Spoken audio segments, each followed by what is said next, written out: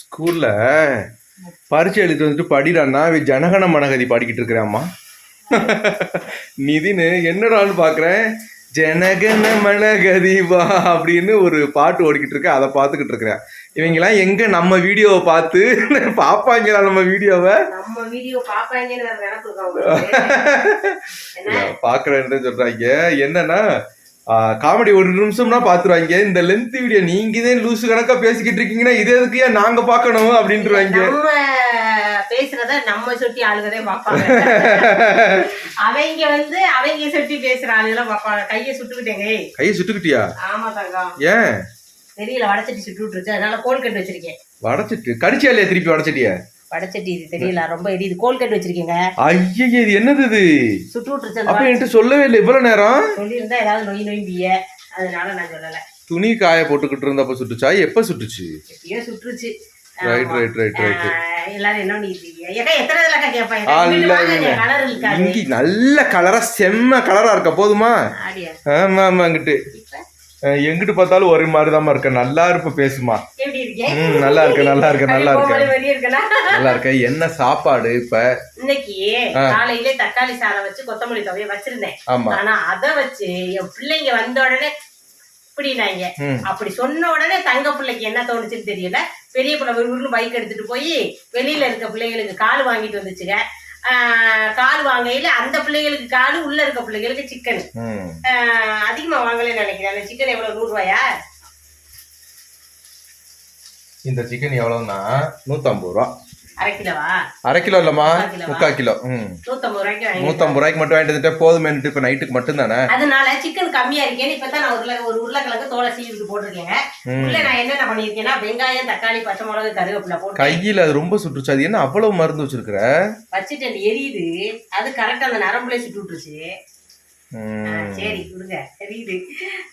இப்ப கேக்குற வரைக்கும் எனக்கு எரியல. கை கேட்டதுக்கு அப்புறம் ரொம்ப அது கேட்க கை எரியுதா இல்ல அடி வயிறெல்லாம் எரியுதுன்ற மாதிரி இல்ல இருக்குது. கேளுங்க என்ன சொன்னேன். ஆமா, வெங்காயம், தக்காளி, பச்சை மிளகாய் எல்லாம் போட்டு வதக்கி விட்டு பட்டை சோம்பெல்லாம் போட்டு வெடிக்க விட்டுதான் இந்த வெங்காயம், தக்காளி போட்டு பச்சை மிளகா எல்லாம் போட்டு வதக்கி விட்டேங்க. அது வதங்கிக்கிட்டு இருக்குங்க. அதுல இப்ப நான் ஒரு உருளைக்கிழங்கு தோலை சீவி விட்டு கழுவி விட்டு நறுக்கி போட்டிருக்கேங்க. அதுவும் வதங்குதுங்க. இது வதங்கையில இஞ்சி பூண்டு பேஸ்டையும் போட்டு நமக்கு வதக்குவோங்க. ஓகேங்களா? இல்ல கொஞ்சம் மாறிக்க. எல்லாரும் கேட்டாங்க எப்பவுமே அந்த அது அடிக்கியே இருக்குது, நீட்டா இருக்குது அப்படின்னு கேட்டாங்க. ஐயோப்பா நீ மறைச்சு நில்லுமா, நீ அதை பத்தி பேச வேண்டாம், வேற பேசுமாக்கிட்டு. இந்த லிஸ்டுக்கு வந்து இவங்களுக்கு வேலை இல்ல, நான் மட்டும் தான் எடுப்பேன். அதனால அது அப்படி இருக்கு. இந்த லிஸ்ட் எல்லாம் எங்க தம்பி எடுப்பாங்க, இவங்க எடுப்பாங்க. அதனால அது அலங்கோலமா இருக்குது. அத ஒரு நாளைக்கு நான் தொடப்பேன். பாத்தீங்களா, இந்த பக்கம் பாத்தீங்கன்னா டெய்லி சாயந்தரம் எடுத்து வச்சு துடைக்கிறதுனால உங்களுக்கு லெவலா இருக்கும். கீழே பாத்தீங்கன்னா நீட்டாவும் இருக்கும். ஏன்னா சாயந்தரம் படுக்க போறதுக்கு முன்னாடி நாங்க ஃபுல்லா எடுத்து வச்சு இப்படியே தொடச்சிருவேன். ஆனா அங்க இருக்கிறத வந்து வாரத்துல 1 நாளோ 2 நாள் தான் எடுத்து வச்சு தொடப்பேன். எல்லா நாளும் எடுத்து வச்சு தொடச்சுக்கிட்டு இருக்க மாட்டேன். அதுக்காக அந்த இடம் உங்களுக்கு அப்படி தெரியும். இதுக்கெல்லாம் நம்ம நீங்க சொல்லல டோர் போடுங்கக்கா சரியா வரும்னு சொல்லிருந்தீங்க. ஆனா டோர் போட்டா நான் என்ன நினைப்பேன், வாரத்துக்கு 1 நாள் இப்ப எடுத்து வச்சுட்டு நமக்கு கூட்டி தள்ளிட்டு தொடச்சிடலாம். இந்த டோர் போட்டா நமக்கு எடுத்து வச்சுட்டு தொடக்க முடியாது. கரப்பாம்பூச்சிகள் நிறைய சான்ஸ் இருக்கு. அதனால எனக்கு டோர் வேண்டாம். இதுவே ஃப்ரீயா இருக்கிறதே நமக்கு நல்லது. இப்ப மாசத்துக்கு ஒரு டைம்லாம் பாத்தீங்கன்னா மேல எனக்கு குப்பையே இருக்காது. காரணம் என்னன்னு கேட்டீங்கன்னா கூட்டி விட்டுறலாம். ஆமா, எல்லாத்தையும் எடுத்து வச்சுட்டு சூட போட்டு கூட்டி விட்டுட்டு திருப்பி நம்ம கவுத்துக்கலாம். அதனால ஓப்பனா இருந்தா இருந்துட்டு போகுது அப்படின்னு சொல்லி நாங்க விட்டுட்டோம். Right right right. இங்க பாருங்க, எதுக்கு சரி வீடியோ எல்லாம் ஓகே, நீங்க கிச்சன்ல போடுறது எதுக்கு இத்தனை குக்கர் அப்படின்னு சொல்லி கேட்டிருந்தீங்க. எல்லாமே நல்ல நல்ல குக்கர் யாரோ எங்கிட்ட போகும்போது எடுத்து தருவாங்க. பழசுல வாங்கிட்டு வந்து வச்சிடுறது தர மாட்டாங்க. இல்ல காசுக்கு தான் கிலோ கணக்குல தூக்கி தான் வாங்குவோம். ஆனா நல்ல குக்கர்களா இருக்கும். இப்ப இதுவும் 7 லிட்டர் குக்கர் தான், இதுவும் 7 லிட்டர் குக்கர் தான். இது ரெண்டுமே நல்ல குக்கர். இது பாத்தீங்கன்னா புது குக்கரா இருந்துச்சு என்கிட்ட தரும்போது. அவங்களுக்கு வந்து சம்மானம் கிடைச்சதா, வீடு பாலுகாட்சிக்கு வந்து சம்மானம் கிடைச்சதுன்னா கிஃப்ட் கிடைச்சது. ஒரே மாதிரி டைப்ல 4-5 பேர் வாங்கி கொடுக்கும். ஒரு குக்கர் யூஸ் போதுமே அப்படின்ட்டு அவங்க கொடுத்துட்றாங்க. அப்படித்தான் எனக்கு இந்த குக்கர் கிடைச்சிச்சு. இந்த குக்கருமே கிடைச்சு ரொம்ப வருஷங்கள் ஆச்சு. அந்த 7 லிட்டர் குக்கர் அதுவுமே எனக்கு புதுசா தான் கிடைச்சிச்சு. எதெல்லாம் ஒரு விதம் புதுசா கிடைக்குதோ அந்த குக்கரை நான் கொண்டு வந்துருவேங்க. ரொம்ப யூஸ் ஆகாத குக்கர், உள்ள நீட்டா இருந்தா மட்டும். என்ன சில இதுக்கு வந்துட்டு சில பேர் 2000 ரூபா 3000 ரூபா கொடுத்து குக்கர் வாங்க முடியாதவங்களுக்கு நம்ம என்ன இந்த எடை போட்ட விலையை விட இப்போ இருமா ஒரு நிமிஷம் இருமா, கிலோவுக்கு 100 ரூபா, இங்க கிலோவுக்கு 150 கூட்டுங்களேன். 150 ரூபான்னா நமக்கு இங்க எவ்வளவு, ஒரு 3 கிலோ இருந்துச்சுன்னா 450 ரூபாய்க்கு நம்ம ஒரு குக்கர் வாங்க முடியாது. இப்ப நம்ம கூட ஒரு 100 ரூபா வச்சு 550 ரூபா சொன்னோம்னா 500 ரூபா கொடுப்பாங்க. ஒரு குக்கர் அவங்களுக்கு ஒரு குக்கர் ஆகி போயிரும், நமக்கு ஒரு முறை கூட கிடைச்ச மாதிரி ஆகி போயிரும். அப்படி சில பேருக்கு நமக்கு செகண்ட்ல விற்கவும் செய்வோம். அதனாலே கீழே கோட்ரஸ்ல இருக்கும்போது சாந்தா பேரு செகண்ட் ஹேண்ட் வியாபாரி சாந்தான்னு தான் பேர் சொல்லுவாங்க. இந்த குக்கர் வந்து நான் புதுசா கடையில போய் தான் வாங்கினேன். யார் வந்தப்பன்னா ஒரு 10 வருஷம் 13 வருஷம் இதுக்கு 13 வயசு ஆயிடுச்சா. 13 வருஷத்துக்கு முன்னாடி 13 வருஷமா இல்ல குழந்தை வந்திருந்தப்ப 5 லிட்டர் புதுசா வாங்க போகும்போது ஆமா ஒரு 7-8 வருஷத்துக்கு முன்னாடி 7-8 வருஷத்துக்கு முன்னாடி எங்க குழந்தைங்க வந்திருந்தாங்க.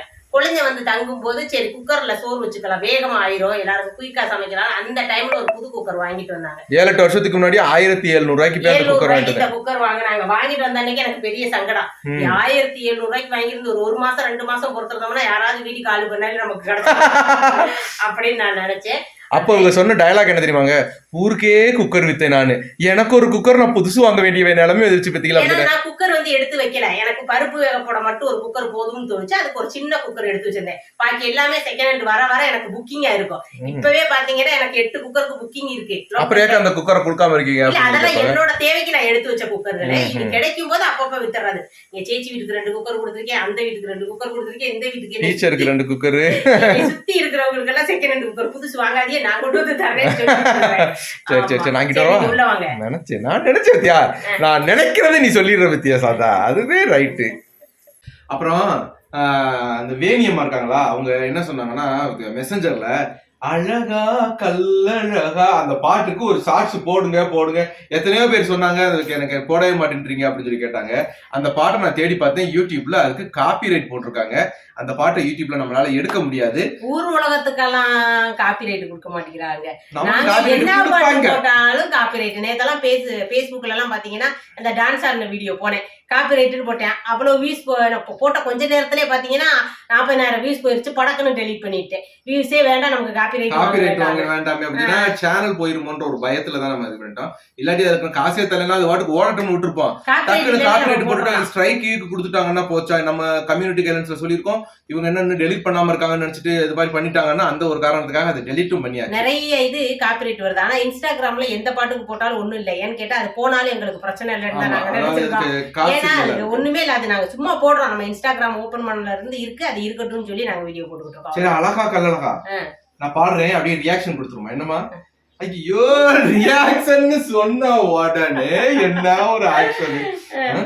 அழகா கல்லழகா ஆசை வச்சேன் கண்ணழகா பாட்டு பண்ணீங்களா? அவர் நினைப்பாங்க ஒரு ஜென்மம் காக்க வைத்தாய் உனக்கழகா அப்படின்னு அவங்க நினைப்பாங்க. எப்பா கல்லழகா ஆசை வச்சேன் கண்ணழகா ஒரு ஜென்மம் காக்க வைத்தாய் உனக்கழகா. அவங்க என்ன சொல்லுவாங்கன்னா லைவ்லதே பாடி கொல்றீங்கன்னா இப்ப வீடியோலயும் பாடி ஏன் எங்களை இப்படி கொல்றீங்க அப்படின்னு சொல்லி சொல்லுவாங்க. சில பேர் என்ன நினைப்பாங்கன்னா என் மயம் உள்ள இருந்து என்ன நினைப்பாங்கன்னா காலம் போன கடைசியில இதுல விட்டு ஏவுதே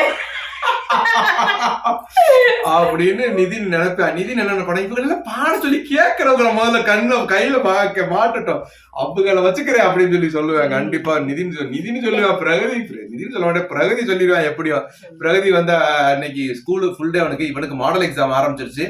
அதனால காலையில ஸ்கூலுக்கு போயிட்டு இன்னைக்கு ஒரு காலையில நேத்துக்குள்ள படுக்கிறதுக்கு 3 மணி ஆயிடுச்சுங்க. படிச்சுக்கிட்டே இருந்துட்டு எப்பவும் போல 5:30 எந்திரிச்சிட்டேன். கரெக்டா 5:30 இல்ல 7 மணிக்கு தான் எந்திரிச்சான்.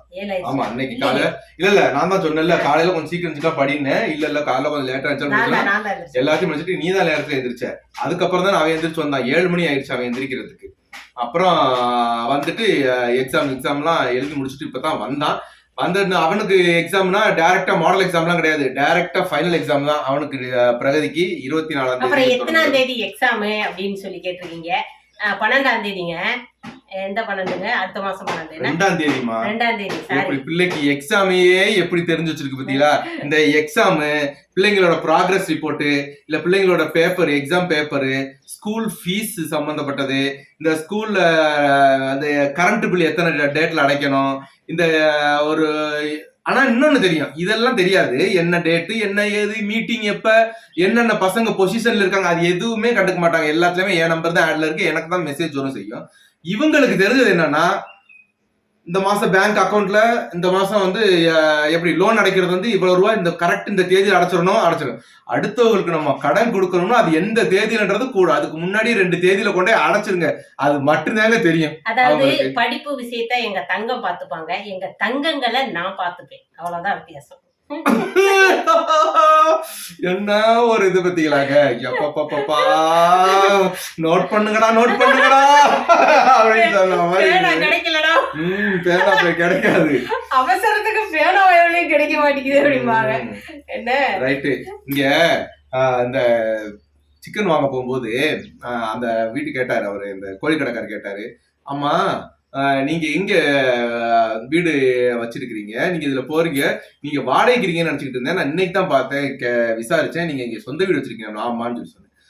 அது அப்போ எந்த இடம் கேட்டார், இந்த மாதிரி இந்த இடத்துல இப்போ அவங்க இடத்துக்காரங்களோட பேரும் எங்களுக்கு வித்தவங்களோட பேரை சொல்லி சொன்ன உடனே அவங்க சொன்னாங்க, அவங்க இடத்தையும் வாங்கியிருக்கீங்க, அந்த ஏரியால எங்கனக்குள்ள ஒரு 10 நாய்க்குட்டி அங்கே படுத்திருக்குமே அந்த வீடா அப்படின்னு கேட்டாங்க.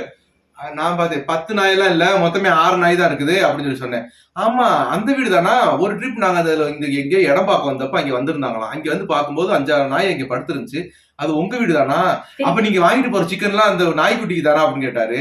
சிக்கன்ல இப்போ கோழி கால் வாங்கியிருக்கோம் பார்த்தீங்களா, இது போடு இவ்வளவு நாளா சிக்கன் போட்டோம், இப்போ அந்த கால் போட்டா சாப்பிடும், நல்லா விரும்பி சாப்பிடும்னு சொன்னனால அதை வாங்கிக்கிட்டு இருக்கிறோம் அப்படின்னு சொல்லிட்டு வந்தேன். அது ஒரு லொல்லு பிடிச்ச வேலை இருக்கு, நகை வெட்ட வேண்டியது இருக்கு, அவங்களே வெட்ட சொல்லி கேட்போம், இல்ல நம்ம வெட்ட வேண்டியதா இருக்கு, வட்டி தர மாட்டாங்க போல இருக்கு அவங்க. இன்னொன்னு என்னன்னா, ஒரு இன்னாருடைய மகன் இன்னாருடைய அப்பாவா அவங்க வீடா இவங்க வீடான்னு கேட்டது போக 6 நாய் இருக்குமே அந்த வீடான்னு கேட்கற மாதிரி ஒரு ஐடென்டிட்டி ஆகி போச்சு நமக்கு. சத்தியம் அதுதான் உண்மை.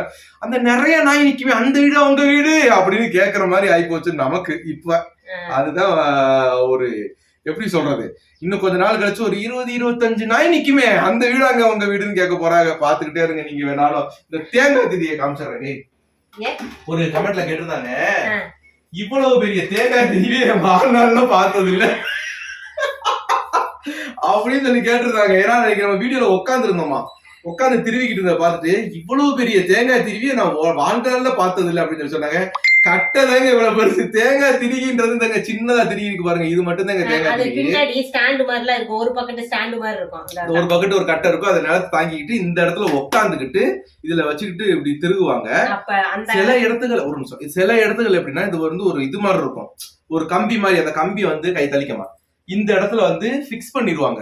இந்த இது இருக்கு பாத்தீங்களா, இந்த திண்டுல வந்து பிக்ஸ் பண்ணிடுவாங்க. பிக்ஸ் பண்ணி நட்டு போட்டு டைட் பண்ணிட்டாங்கன்னா இங்கனக்குள்ளே இருக்கும். இப்படி உடைச்சிட்டு இந்த மாதிரி ஒரு கேப் இருக்கும், அந்த கேப் போட்டு வச்சிட்டாங்கன்னா கையில கீழே தட்டாம. நான் வாடகைக்கு இருந்த வீட்டுல ஃபர்ஸ்ட் அதுதான் இருந்துச்சு. அது இருந்துச்சுன்னு பாத்தீங்கன்னா நான் போகும்போது வரும்போது அதோட இந்த சைட்ல திருகுறது வந்து இடிச்சு விட்டுரும். அப்படியே இருக்கும்போதுதான் இந்த செரவை கிடைச்சதுல இருந்து அப்புறம் இதுதான் யூஸ். அது கையில அங்கிட்டு இங்கிட்டு இடிச்சு விட்டுரும்னு ஒரு நாள் 100 அட்டை கிட்டெல்லாம் போட்டு கலட்டி தூக்கி போட்டுட்டாங்க. ஆமா, இந்த இது பாத்தீங்கன்னா இது கிடைச்சதுல இருந்து இதுலதான் துருகுறது. அவசர ஆத்திரத்துக்கு உதவும் பாருங்க, யாராவது அடுப்படிக்கு வந்தா கத்தி இதெல்லாம் தேடிக்கிட்டு தெரிய வேண்டாம். அந்த ஒரு காரணத்துக்காக இல்லைங்க, இது வந்து நீட்டா இருக்கும், கொஞ்சம் கழுவி கிழி அங்கே தள்ளி வச்சுக்கலாம், கை காலில் இறஞ்சல் இல்லாம இருக்கும், ஒரு ஒதுக்குப்புறமா ஒரு இடத்துல வச்சுக்கலாம்ன்ற ஒரு காரணத்துக்காக. ஓகேவா, வேற என்ன சரி ரைட்டு. அதுலயும் நிறைய பேசிட்டோம் உங்ககிட்ட, எல்லாத்துலயும் ஒரே விஷயத்த பேசி பேர் வைக்க கூடாது பாத்தீங்களா. அதனால சரி, சிக்கன் குழம்புக்கு இஞ்சி போட்டு பேஸ்ட் போட்டு வதக்கிட்டேங்க. இப்ப சிக்கனை போட்டு வதக்கிட்டேங்க. இனி நான் கொஞ்சமா சிக்கன் பொடி போடுவேன், கொஞ்சம் மிளகா பொடி போடுவேன், கொஞ்சோண்டு நம்ம வீட்டு மசாலா பொடி போடுறவங்க இருக்காங்க, நான் வெறும் மல்லிப்பொடி போட்டுக்குவேங்க. இது மட்டும் தான் நான் போடுவேன். போட்டு நல்லா கொஞ்சம் நேரம் கிண்டு விட்டுட்டு லைட்டா தண்ணி ஊத்தி உப்பு போட்டு வேக விட்டுருவேங்க. ஆதியம் ஃபர்ஸ்ட் கொஞ்சம் ஹை ஸ்பீட்ல வைப்பேன், அப்புறம் சிம்முலே வேக விடுவாங்க. சிம்முலே வேக வச்சு இறக்கும் போது கொஞ்சோண்டு மல்லித்தலையை தூவி இறக்கிடுவேங்க. இதுதான் நான் வைக்கிற சிக்கன் குழம்புங்க. இதுல ஏதாவது குறைபாடுகள் இருந்தா சொல்லுங்க. தேங்காய் அரைச்சு நான் ஊத்த மாட்டேங்க சிக்கன் குழம்புக்கு, ஓகேங்களா. அது நல்ல சிக்கன் குழம்பு வேணும்னா வேற யூடியூப் சேனல்ல பார்த்து நீங்க கத்துக்கங்க. ஏதோ குண்டக்கா மண்டக்கா வச்சு எப்படியோ பகுத்த நிறைச்சு விட்டா போதும்னு நினைக்கிறவங்க என் சேனல்ல பார்த்து கத்துக்கங்க. என்னங்க என்னை மாதிரி வைக்கணும்னா நீங்க கத்துக்கணும், நீங்களும் நல்லா வைப்பீங்க. சும்மா ஏதோ ஒரு குட்டுக்கு மண்டக்கா வைக்கணும்னா என்னை பார்த்து கத்துக்கணும், ஓகேங்களா. வாய் மட்டுமாங்க பேசுது, வாய் கண்ணு தோடு எல்லாம் ஒட்ட நிமிஷத்துல எல்லாமே வேலை ஆகுது. என்னங்க நாங்க பேசியே கவர் பண்ணுவோம், நம்ம எப்படி கவர் பண்ணுவோம், நாங்க கவர் பண்ணிட்டு தான் பேசுவோம். கவர் பண்றதுக்கே பல மாசம் ஆகும். விடுங்க. சரி ஓகேங்க, பாருங்க, பார்த்து பத்திரமா இருங்க. பாய்.